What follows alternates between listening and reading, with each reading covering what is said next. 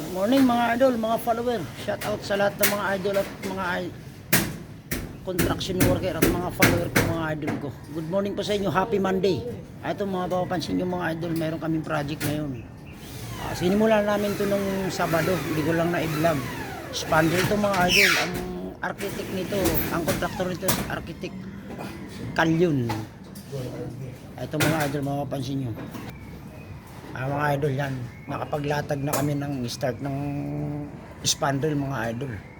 Yan, ang sukat nito mga idol, kung mapapansin nyo, ay 0.85. Ito naman 1 meter itong area na to, kaya hindi pwede gagawin na victory nga kailangan.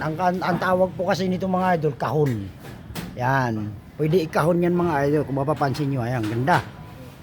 Kasi hindi po pwedeng lalagyan ng butterfly yan, kasi hindi magtatagpo ang bigat ng spandrel, kasi 0.85 yung isa naman 1 metro. Kaya pag may nakita kayo mga idol na spandrel na kinakabitan nyo, ang tawag po nito kahon. Ngayon sunod po ito sa trusses, sa slope ng bubong.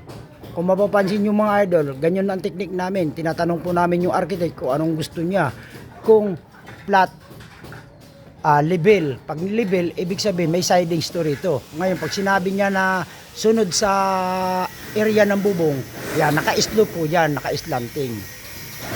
Okay, thank you. God bless mga idol, mga follower ko. Magandang umaga, happy Monday sa inyo. Boss, lilipat ako doon sa kabila, boss. Yeah. Ito'y magagater din ako. Makapansin nyo mga idol, yan. Yung isa mga idol, yan, nakabit din. Tatlo sila dito mga idol. Dalawa. Kasi kukunin ko ito isa, boss, ano? Mga idol yan. Meron na yan. Iikot na siya. Ito yung binal-vlog ko mga idol na 0.6 ang materyales. Ayan. Ito na po yun. Na nung araw na yun, sabi ko may spandrel to. Ayun, nagsimula na kami mga idol, mga follower. Okay, good morning mga idol, mga follower. Ayan, kung mapapansin nyo mga idol, yan yung ventilation namin. Yan, kung mapapansin nyo. Yan. Kailangan may ventilation to mga idol para yung init dito sisingaw. Yun ang trabaho ng ventilation mga idol. Ganda ang spandrel mga idol. Good morning mga idol, mga follower ko. Shout out sa lahat ng mga idol ko at mga follower ko. Good morning po sa inyo, happy Monday. Ayan mga idol. Importante nakapagsimula na kami ngayong Sabado. Pumasok din kami kahapon doon sa stone coated na talspan. Malapit din dito sa ginagawa namin. Napapasyalan ko mga project.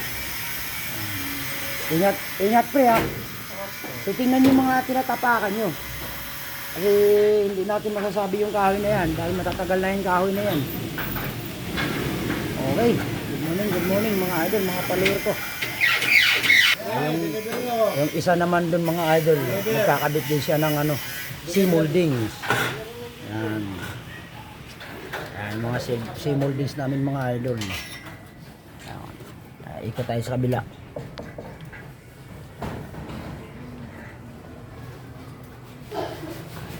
Kung mapapansin nyo mga idol, may metal pa rin kami. Yan. Kasi 120 na yung na to, yung spandrel to, kailangan may metal pa rin. Yan. Malaki tong spandrelan to mga idol, mga follower. Hindi rin biro to. Idol, punta na tayo doon. Dali mo yung gamit natin, tsaka level bar. Ay mga spandrel namin mga idol, yan. Meron pa doon. Okay, God bless to all mga idol at mga follower ko. Good morning po sa inyo. Yan, ganda ng spandrel.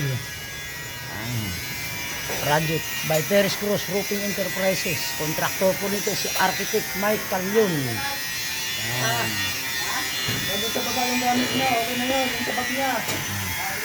Pansin nyo mga idol, yan. Kahit pinaglagay ng spandrel sa baba. Nandun yung bag niya, pinunta ako nandun. Mga idol, yan. Yan, titingnan natin mga idol. Yan, masikip tong area na to. Tingnan mo, yung isang latero ko, ayan, nagkakabit ng C-moldings. Masikip talaga. Talagang masakit sa liig to. Mayroon pang maliit pa dyan. Ayan, ingat ka dyan idol, yung mata mo ha. Baka malagyan ng aribaba, ingat kayo dyan. Thank you, idol. Thank you sa paalala. Okay, thank you, God bless. Okay mga idol, shout out sa lahat ng mga idol ko. Good morning po sa inyo. Happy Monday. Maraming salamat sa mga suporta nyo sa akin. God bless you to all mga idol at mga follower ko at mga construction worker. Maraming salamat. God bless you to all.